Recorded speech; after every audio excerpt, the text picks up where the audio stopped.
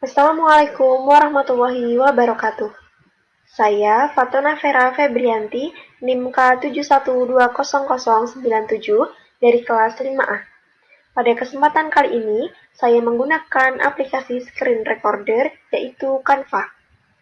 Materi yang akan dibahas yaitu materi kelas 3 Sekolah Dasar, tema 6, subtema 1, pembelajaran 1, proses fotosintesis. Halo adik-adik semua, apakah kalian masih ingat tumbuhan itu termasuk makhluk hidup? Ya, tumbuhan termasuk makhluk hidup karena memiliki ciri-ciri sebagai makhluk hidup. Di antaranya, dapat bergerak, dapat tumbuh dan berkembang. Sebagai makhluk hidup, tumbuhan memiliki sifat autotrof. Mengapa tumbuhan memiliki sifat autotrof?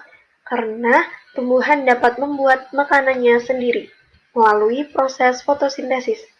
Lalu, apakah yang dimaksud proses fotosintesis itu? Untuk lebih jelasnya, mari kita simak penjelasan berikut ini.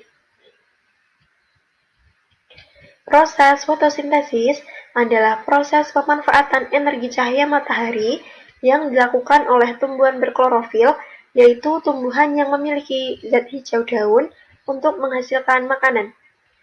Jadi, fotosintesis hanya dapat terjadi pada siang hari dan pada tumbuhan yang memiliki klorofil. Bahan fotosintesis yang pertama ada matahari. Proses fotosintesis memerlukan cahaya matahari. Oleh karena itu, fotosintesis hanya dapat terjadi pada siang hari. Yang kedua, klorofil. Klorofil merupakan zat hijau pada daun. Yang ketiga, ada air atau H2O. Air diserap melalui akar dan disalurkan ke batang dan ke daun pada tumbuhan. Yang keempat, ada karbon dioksida atau CO2 yang berasal dari udara. Kemudian, bagaimanakah proses fotosintesis itu? Proses fotosintesis yang pertama, air akan diserap oleh akar, kemudian akan disalurkan ke daun melalui batang. Yang kedua, karbon dioksida berasal dari udara yang akan masuk ke dalam daun melalui stomata. Proses fotosintesis juga dibantu oleh cahaya matahari yang akan jatuh pada permukaan daun dan ditangkap oleh klorofil.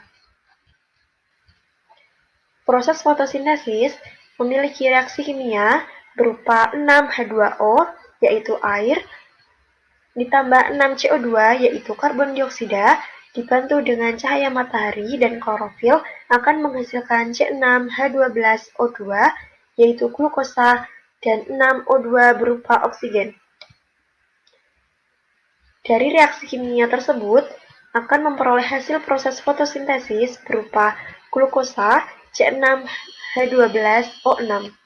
Glukosa yang dihasilkan digunakan sebagai energi bagi tumbuhan dan sebagai bahan makanan. Kemudian menghasilkan oksigen atau O2 yang sangat berguna bagi makhluk hidup, yaitu untuk bernafas. Kegunaan fotosintesis dalam kehidupan yang pertama ada menghasilkan oksigen bagi makhluk hidup. Yang kedua, menghasilkan makanan berupa buah dan umbi pada tumbuhan.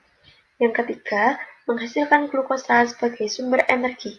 Dan yang keempat, menghasilkan bahan makanan. Sekian materi fotosintesis, semoga dapat bermanfaat bagi adik-adik semua.